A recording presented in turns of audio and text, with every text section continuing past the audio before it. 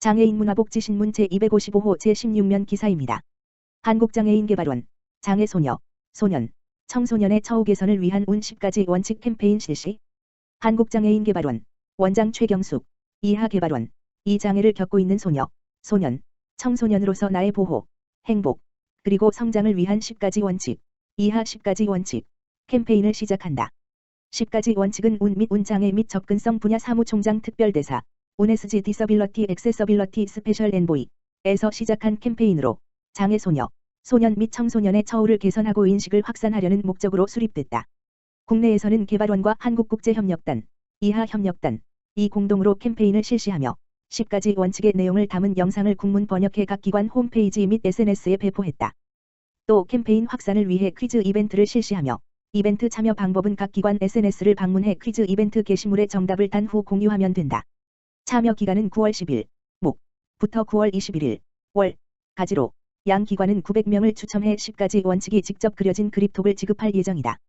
영상 및 퀴즈 이벤트 관련 자세한 사항은 한국장애인개발원 www.gadi.or.kr과 협력단 www.coeco.co.kr 홈페이지 공지사항 또는 SNS 페이지에서 확인할 수 있다. 한국장애인개발원 그랜드 코리아 레저 중증장애인 생산품 생산시설의 마스크 1만 개 기증. 한국장애인개발원, 원장 최경숙, 이하개발원, 이 그랜드 코리아 레저, 사장 유태열, 이하 GKL와 함께 코로나19 극복을 위해 중증장애인에게 마스크를 기증한다.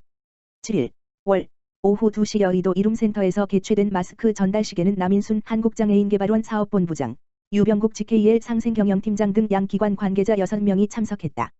이번 전달식은 코로나-19의 2차 대유행 우려 속에 마스크 구입이 어려운 장애인 근로자를 지원하고자 마련됐으며 개발원은 GKL에서 기증한 KF-94 5,000장과 KF-80 5,000장 등 마스크 1만 개를 중증장애인 생산품 생산시설에 이달 내 배포할 예정이다. 최경숙 원장은 장애인과 함께 포용사회를 실현하는 GKL의 노력에 감사드린다며 한국장애인개발원도 중증장애인 생산품 생산시설에서 종사하는 모든 분에게 안전한 근무 환경을 제공하기 위해 지속적으로 노력하겠다고 전했다.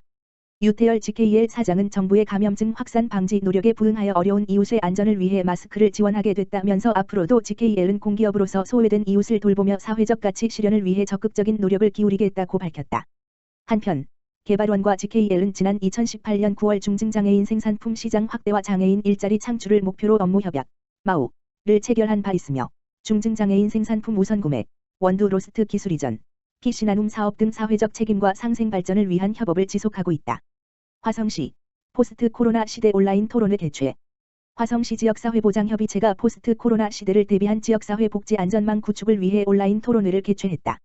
7일 유튜브 라이브를 통해 개최된 토론회에는 협의체 위원과 유관기관, 시민 등 300여 명이 접속해 열띤 토론이 펼쳐졌다. 이번 토론회는 앞서 지난 7월에 열린 시민간담회에서 도출된 포스트 코로나 시대의 지역복지 전담체계 연계와 협력 방안을 주제로 기조발제와 지정토론이 진행됐다.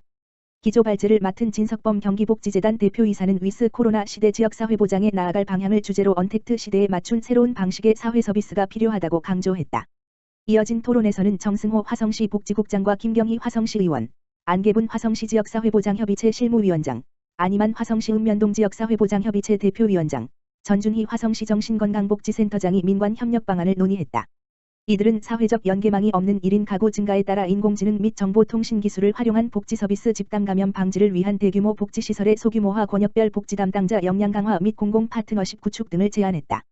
이재현 화성시 지역사회보장협의체 민간위원장은 코로나19 팬데믹을 겪으며 공동체의 생존을 위해서는 촘촘한 복지안전망이 필수라는데 모두가 공감할 것이라며 어려운 시기를 함께 극복할 수 있도록 시와 적극 협력하겠다고 말했다.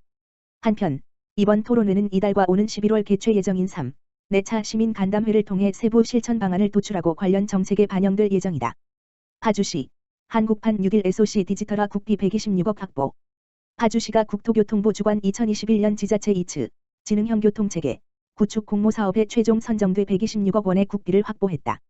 시가 확보한 국비는 한국판 6일 사업으로 정부가 2021년부터 추진하는 SOC 사회간접자본 의 첨단 기술을 입히는 디지털화 분야의 지능형 교통체계 공모사업 예산이다. 시는 확보된 국비 126억 원과 1281억 원 등 총 207억 원을 투입해 교통체계의 정보통신기술을 접목해 교통시설물의 운영 및 관리를 과학화하고 자동화해 차량의 소통 흐름을 향상시키고 시민들의 교통 편의를 향상시킬 계획이라고 밝혔다.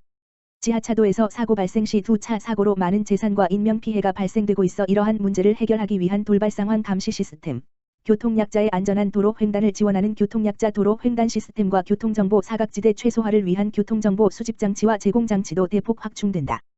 또한 마장호수를 찾는 관광객이 주차할 곳을 찾지 못해 많은 시간과 에너지를 낭비하는 일을 줄이고 친환경차, 소형차 등 차종에 따른 실시간 요금 정령과 언택트 간편 결제 시스템을 도입해 주차정보 제공 서비스를 제공하는 등 다양한 시민 체감형 서비스도 함께 구축한다. 한편 파주시는 2019년에도 2020년 이츠 관련 사업비로 국비 60억 원을 확보해 현재 시스템 성능 향상 등 이츠 도약을 위한 기틀을 다지고 있다. 기존 지능형 교통체계 이츠 각 교통정보 수집과 제공에 초점을 맞추었다면 2021번지년부터 추진되는 이츠는 시민의 교통 불편을 해소하고 시민이 체감할 수 있는 교통 서비스에 중점을 두고 추진된다. 최종환 파주시장은 이번 지능형 교통체계 사업을 통해 파주시 교통체계가 한 단계 높아질 것이라며 시민들에게 보다 안전한 교통환경을 제공함은 물론 차량 흐름이 빨라지고 주차가 편해지는 등 생활 속에서 변화를 체감할 수 있도록 사업 추진에 만전을 기하겠다라고 말했다.